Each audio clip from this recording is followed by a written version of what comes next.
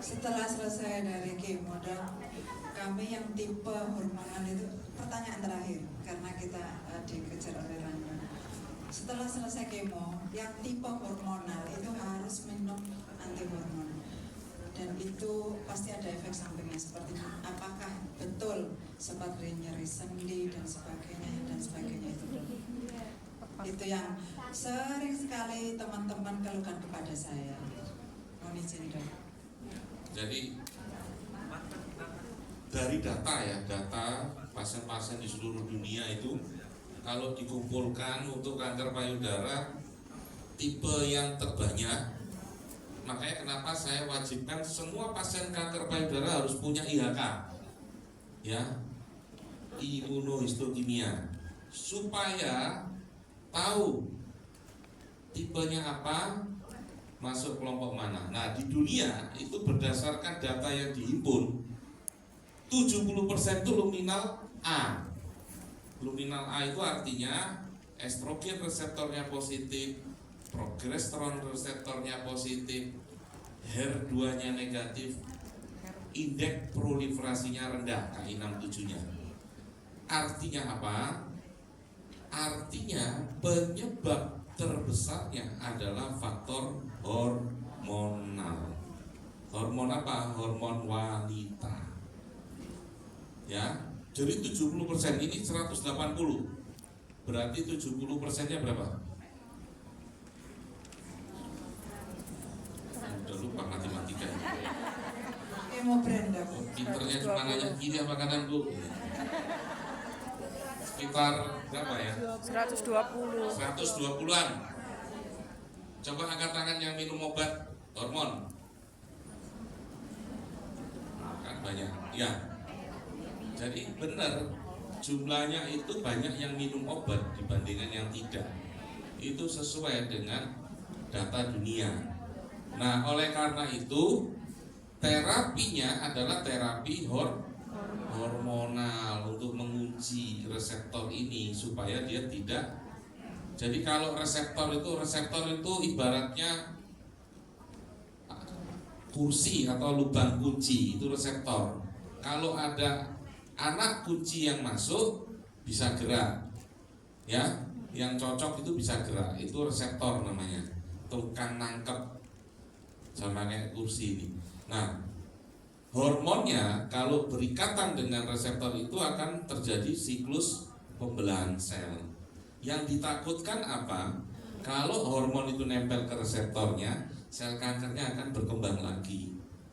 Makanya supaya dia tidak nempel, dikasih obat yang merebut reseptor ini, ya, reseptor untuk memblokir supaya estrogen tidak berdekatan atau berikatan dengan reseptornya. Cuma, nah, kita bermain dengan hormon.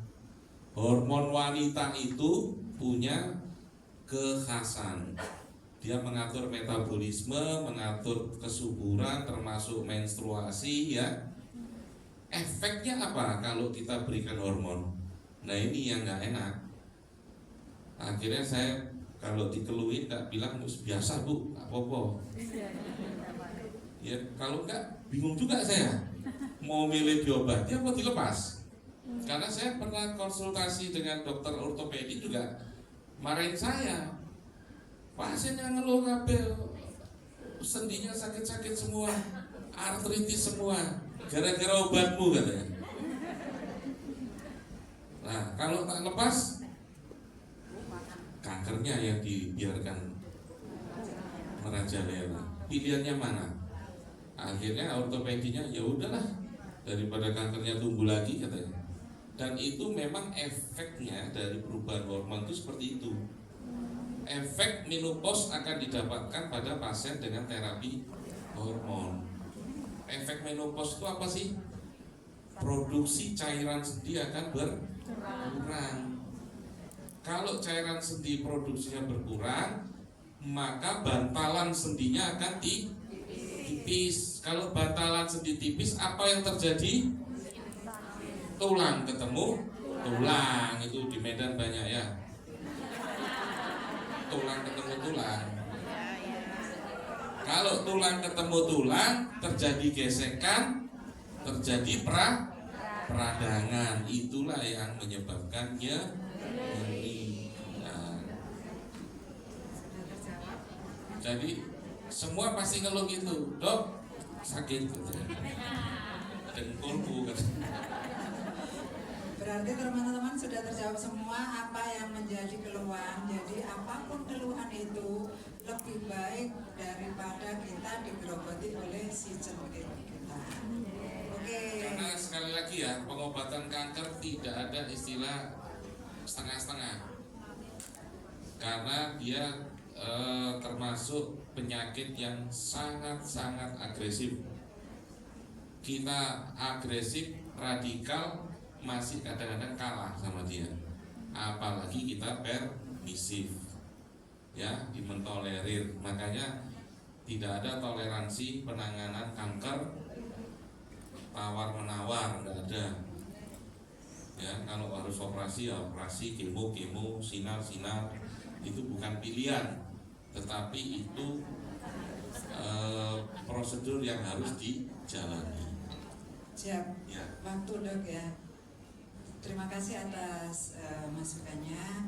Semoga terjawab semuanya keluhan-keluhannya. Tapi bukan berarti tidak boleh mengeluh. Besok tiba-tiba dia maca jempol, ibu nggak direken gitu kan. Sudah terjawab semua di sini. Terus saya ngapain ke RSAL gitu kan. Ya. Untuk sesi kali ini ada satu door prize yang akan